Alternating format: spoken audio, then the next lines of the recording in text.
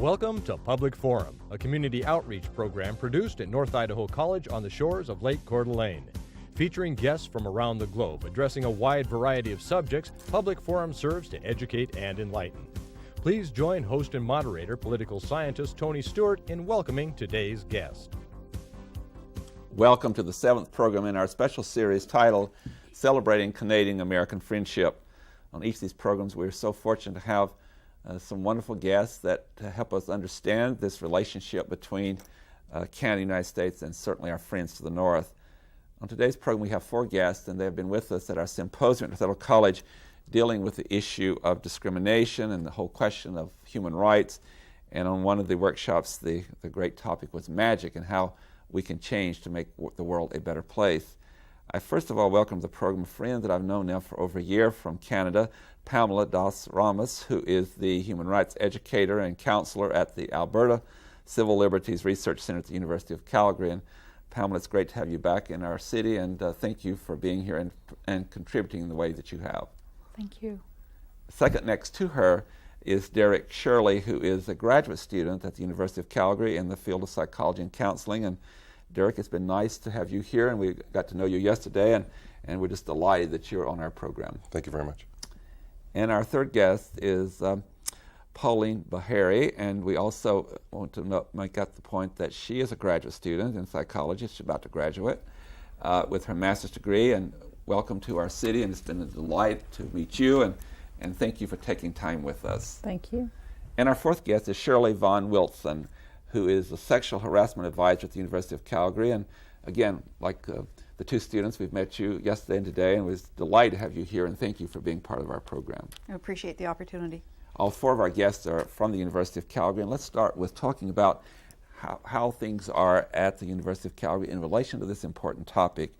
And Pamela, let's start with you. And in the workshop that I observed, all 4 of you are doing some very important things in relation to this issue. And by talking about that, we can compare with what goes on here in the United States. So share with us kind of an overview of what all 4 of you are committed to at the university. Well, we're, at least 3 of us are members of the March 21st Stop Racism Committee at the University of Calgary. And what that committee does is does educational sessions and informational sessions on racism, discrimination, and the effects of racism and discrimination, and not just at the university, but in our city and in our country and generally.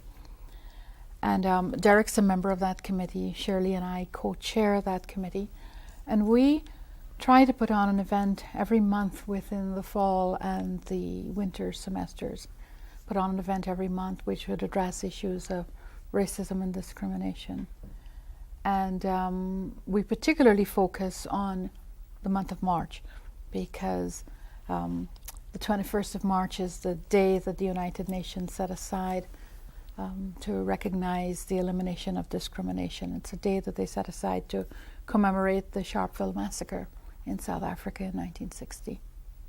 Thank you very much. And Derek, you have started an organization, a wonderful group of students that deal with some of these issues. And one thing I guess I'm impressed with all of you in relation to this, that you didn't go to someone and just seek authorization. You said this is something we need to do. And would you share with us about your group? Yes. The group that I run is called ESCAPE. That's Every Student of Color Addressing Personal Experiences. It's a support group that I've only been in Calgary since September of 2003, starting my master's program there. And it was a support group that basically I needed. I needed to speak, I needed to dialogue, to get support from other students, find some kind of sense of community. So when I went looking, there wasn't a lot there to be found, so I just decided to start one up myself. And the response has been fantastic because there is a need for it. We started off with 3 students in my office, and then we grew to, we're probably at about 35 now, and we just keep growing every week, and we discuss different topics and different issues every week. Very commendable. It's showing how needed it was by this growth. Yes, absolutely. And Shirley, in your presentation today, you had something similar to say about needs at the university, and one of you talked about it's better to apologize later than to ask for permission. Absolutely. I love that statement. Tell us about how you put your organization together and its need, because sexual harassment or harassment is also a very, very important problem, and share with us your structure and process. Well, basically, once again, the notion is, how do we raise awareness? How do we create a climate where people can A, acknowledge that the problem exists, B, look at what they can do themselves in order to address it, eliminate, prevent, and C, what can we do institutionally to move things further along the continuum so that it's a far more inclusive community for everyone, a place where everyone feels comfortable, regardless of their color, their sexual orientation, whatever difference they may bring to that community. Mm-hmm.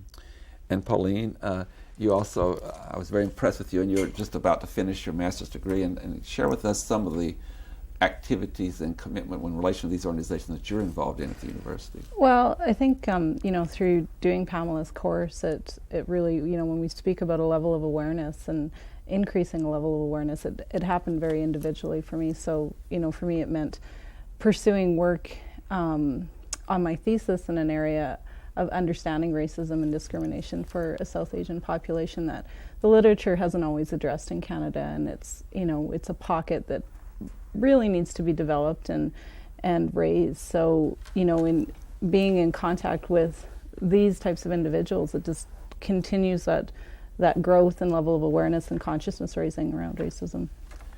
What I'd like to do now, and this is, I think, the heart of the program that we have together for 30 minutes, and that is, it's two parts. And the first part is, why, historically speaking, have we had such a difficult time accepting differences?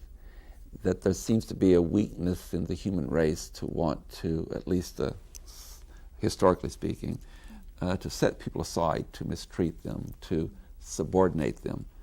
And we'll talk about that for a little while. And then the second part is some of your wonderful advice that you have on how we eradicate that. What are some of the things that individuals who are so committed to human rights can do to help us improvement? So I'm going to move over here first this time and go the other direction. Pauline, give us your views on why it's so difficult for people to be accepting and a word that I love to use, celebrating our differences. Why has that been such a challenge? Or what causes people to oftentimes have such deep-seated prejudices and bigotry? A lot of time, I think it is a lack of awareness. It's a fear. It's an ignorance. Culturally, we're raised in a society that values very individualistic values as opposed to collectivist. So, that competition, the lack of awareness just propels behaviors and makes it very difficult. People get very locked into a view, and it becomes very difficult for them to step outside of that box and consider someone else's reality, consider what their story is, what their life story is, and understand that experience or ask questions. It's much easier to stay inside of that thinking that works. Don't get outside the box. Yeah. Okay. Shirley? I think fear and ignorance, exactly what Pauline said. I think the other piece is these are difficult issues. And sometimes people don't want to look inside and acknowledge their own feelings, thoughts, and racism, as the case may be. People don't want to go there. It hurts. And it's oftentimes, is it not very, very painful to look at oneself and realize that one has had problems? And Absolutely. Yeah. Derek, you and I talked some at dinner last night too, along these lines. Let me put it this way to you. If one is brought up as a child and is taught within a culture so powerful in all this process, and we have subcultures and all, but if it's been ingrained in a child from the very beginning to accept these prejudices and from what they've indicated, fear and maybe anger and all those things, as they grow up, is it possible that they seem to think, because it was so ingrained, that it's the right thing to do? How do they distinguish that teaching from the real principles of equality and fairness? I guess the question comes to whether you know it's the right thing to do or not. If you're not told that there's a different way of looking at things, then you kind of have to rely on yourself to really look inside and question these things inside you. In one of the videos, the biggest piece I got of it was awareness. And the awareness was to question inside, what is it that makes me feel like this? Or what is it that makes me feel like this about this type of person or this group, right? And it's to question those things that we have inside, because those are our unconscious scripts. And to question these and then just to say, and be accountable then after that for our actions in those moments when we have opportunities to make change. And Pamela, again, the same type of question, and you've had a lot of experience in your teaching, your work, and travel. What else would you like to add to the essence of what hate is all about? I think hate is about fear, and it's about not knowing. When I have talked to people about their own experiences of discrimination, and I don't mean experiences of being discriminated against, but experiences of actually discriminating, I've been told that, well, they didn't know about the other person or the other people, but once they got to know them, they realized, hey, there are a lot of similarities that we share, and so that created comfort.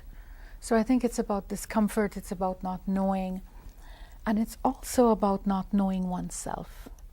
I think once you know and understand yourself, know and understand where you're coming from, know and understand what your values and beliefs are, that you're not as threatened by other people, other values, other beliefs which might be different to yours. I want to have a follow-up question with you, and that is, I've read a lot from psychologists and psychiatrists, and in my work too, in travel. I hear you saying, and I don't want to put words in your mouth, but get you to react to it. A lot of individuals who are perpetrators of hate, we see racist skinheads and others, a lot of crimes being committed. It has something to do with what you're saying about their self-esteem. Would you elaborate upon that with the work that you've done and saw how that may affect and explain why some of the real serious crimes have taken place emerging out of hate? Well, what I understand about people who commit hate crimes and who join hate groups is that they're looking for a place to belong. They're looking for acceptance. They're looking for, being valued. And so they join these groups and commit these heinous acts simply to get acceptance. Many of them don't really understand what the doctrine they might be accepting might be. It's like if you listen to or observe the video today, when the Reverend Scott was being interviewed and asked, why do you hate Jews and what have you got against them? I mean, I couldn't make sense of what he was saying. And yet he was obviously repeating something that he had learned, but didn't understand, hadn't internalized it, couldn't then explain it in a way which made sense. So that is really well put. Before I get into some of the recommendations you have when you are present or when it's a present situation, how do you find that magic of how you deal with helping people? But when you were doing the workshop, I noticed something that would be real helpful in classrooms. I'm going to use that in one of my classes, an introductory to political science class. You had on the board, you had a list of things that should be understood before you start participating in that workshop, and it would certainly be in the classroom. And Shirley, I believe you were the one that, I'm trying to remember who all listed those, but the ground rules. The ground rules. Yeah. Share with us the ground rules, because that is so appropriate in so many settings to get one started toward a dialogue and understanding. Well, I think the first principle was respect for others' ideas, understanding that people have thoughts that may be different from yours, but they're equally valid and equally valuable. Secondly, don't interrupt. Thirdly, give people equal airtime. So if you're in a small group and someone is not participating, you might want to turn to them and say, and so what do you think? And try and include everybody in that. Then there's sometimes people bring very personal stories. So we ask people that to respect the confidentiality of any personal things that have been shared, and what's said in that room should stay in that room. Those are very important. I just want to get them down again because that would be a great way to introduce seminars or classes. And we did also add one other thing, which, because we're dealing with very sensitive issues, and sometimes people need time to process, people have the right to pass. And the last one was, have fun. One can always learn more when one's having fun, when one is relaxed. Yeah. Now, in the latter part of the program, I want to talk about some of the things that you can do. Let's set the stage. Very often in life, one is present where very offensive jokes are told, or statements are made that are real derogatory towards other people. Or you may even be present when a person becomes victimized in a situation. So I'm going to throw this out, who wishes to go first, but let's go through a list of suggestions, and maybe you'd like to give some examples of a setting you'd be in, and how would you handle that? And I'll throw this out to whomever wishes to start. I think Shirley had a really simple and very useful, non-threatening response you can make to, let's say, an ethnic joke, or a racist joke, or a homophobic joke. She said, each one of us can say ouch. And we can say ouch in the tone befitting the situation. So it could be a simple ouch, or it could be ouch to give a response. And then there's the other simple thing that you don't even have to think about, but to say, I'm not really comfortable with your telling this joke, or I'm not comfortable with that remark. But to take responsibility and to say how you're feeling about it, and not to point fingers at the other person, you're a bad person because you've said that. But simply, I don't like it, and I really would ask that you not say that again, or say anything like that again. Or sometimes say, I wonder why you'd say that. Can you help me understand why you're feeling that way? So to engage in a conversation, once again, without the finger pointing, without the blaming, without the shaming. So you really, that technique is suggesting, inviting them to look inside and analyze why they have done what they have done. Derek? This is not an easy thing to do. It isn't, is these it? things. I was just getting ready to say, does it take courage to do that? It takes an incredible amount of courage, and it takes an incredible amount of self-knowledge and awareness of what you're actually capable of. I remember going into a club in Calgary, and I walked in the door, and he looked at me and he said, "What are you doing here? Big colored fellow like yourself," right? And instead of actually saying something like ouch or saying something to him, I wasn't comfortable enough in myself to be able to respond to him. And I said, I joked with him because he said it with a smile on his face. And as long as you say it with a smile on your face, you can pretty much get away with anything. So I said, I joked with him, and I joked about his racism, but it was at the expense of my own dignity.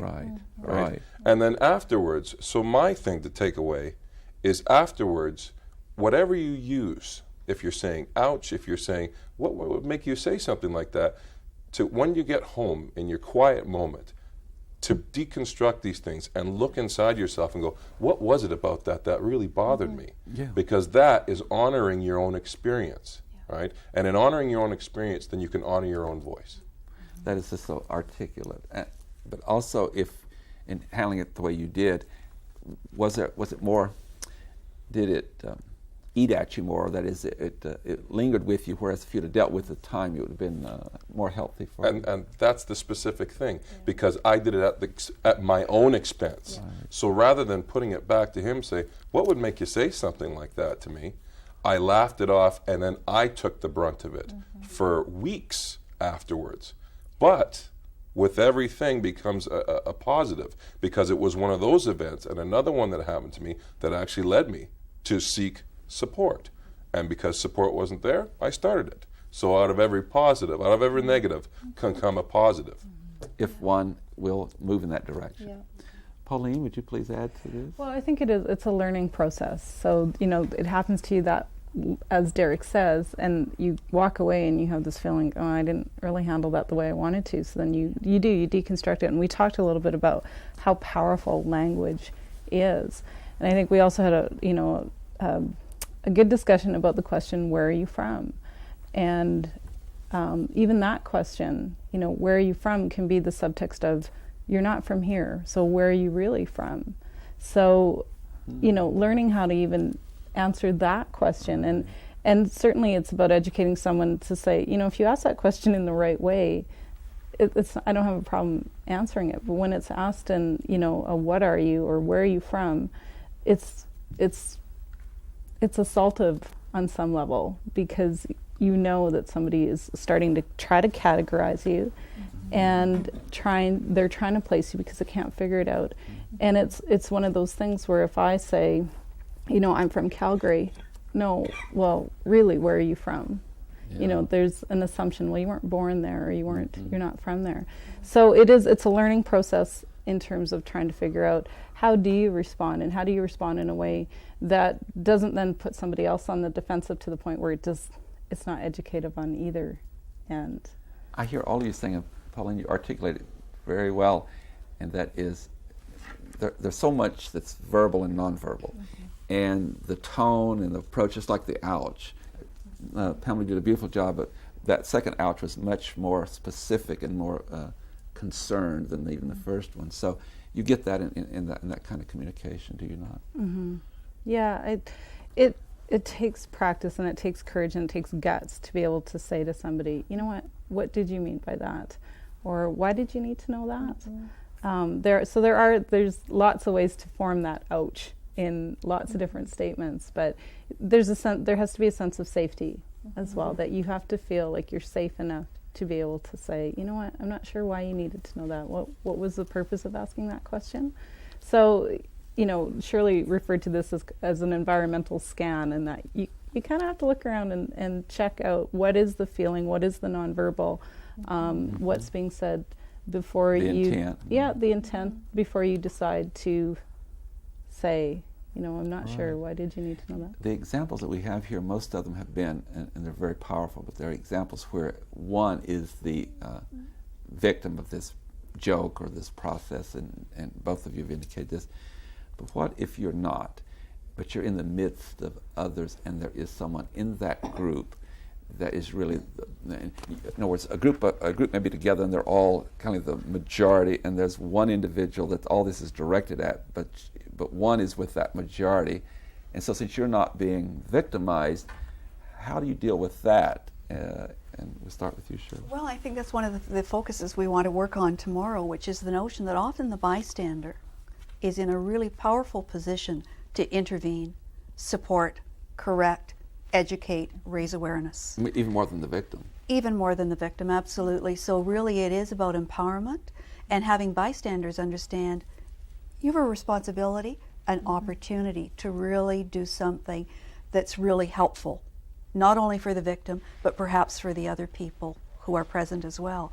And often, at least in my experience, once someone has said something to challenge that, the rest of the group is so pleased because they too were feeling uncomfortable, were searching for the words, looking for how to challenge it. That happened in your workshop with one of the faculty here today when he said he had done that in a group. He was expecting it to be real negative, and there was almost a relief went around the group when he did that. Pauline, we all face, excuse me, I'm going to turn this one to Pamela, but I've had this in class sometimes, and all of you can respond to this, but I'll just start with Pamela. I was dealing with something in class once, and a nice lady, she said, all men are created equal, and I said, it's free speech, but may I suggest that all individuals are created equal? And she said to me, we're into political correctness. Would you respond of how you combat this, if we're going to progress and improve, how do you deal with those comments? We had this discussion today. Did you? With the 3 individuals who stayed after the students left. And I said that for me, political correctness, or describing something as political correctness, is a way of dissing or putting down what I consider as treating someone with respect. Right? So political correctness is a way of also distancing yourself from understanding the true issue. So it's an issue of power, an issue of privilege, when you refer to a grown woman as kid, or what was it he said? Girl. You know, so you're a good girl to a 40-year-old a woman, or if you try to find a term that's more inclusive. It's really a way of treating people with respect. But rather than do that, you say, well, I'm just being politically correct. So for me, there's no such thing as political correctness. There's respect or disrespect. And it's using inclusive language or it's using exclusive language. Derek, how would you respond to the fact that on the same issue, to the point that I've had in discussions is, putting aside political correctness, why would one want to address someone in a way that was offensive to them rather than one that would be positive to them? To offend somebody else means that you're going to raise yourself up in the process, because then that other person would be at a lower position. Therefore, the person doing it has less self-esteem by putting someone down. Which means somehow you may have the sense that this gives you more. This gives you a greater sense of self-esteem if that person is on a lower level than you. So you will put that person on a lower level. And even with the whole political correctness, the point came up that sometimes it gets tiring because it seems like there's so many things that we have to be politically correct about now. And it's like, whoa, everything about political correctness. But again, it is about respect. And it's also about a little bit of self-sacrifice, that I have to give up then some of my position, if I have a position of power, to say, it's okay for me to say, however you want to be titled, however, if it's saying woman or bisexual, or however it is you want your title to be, that's up to you. You just won't believe that the time is up. We just got started, and you're always so wonderful. And but on this program, I don't get to win; the clock does. And so, thank you all for your very special people, and you were very great to come from Canada to be with us and to grace us with your presence. And we thank you very much, ladies and gentlemen. We so enjoyed the program today with our 4 distinguished guests from the University of Calgary, from Canada, and they've been with us this week to deal with this really important topic, celebrating Canadian-American friendship. The series will continue next week, and we'll shift to other guests and another issue in relation to the wonderful relationship between Canada and the United States. Hope you'll be with us at that time. Until then, please have a good week. I am Tony Stewart.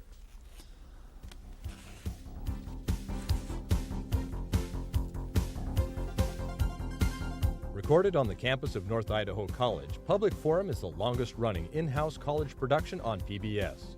Each episode is pre-recorded live and is an educational outreach from North Idaho College. Please join us at this same time next week for another edition of Public Forum on this public television station.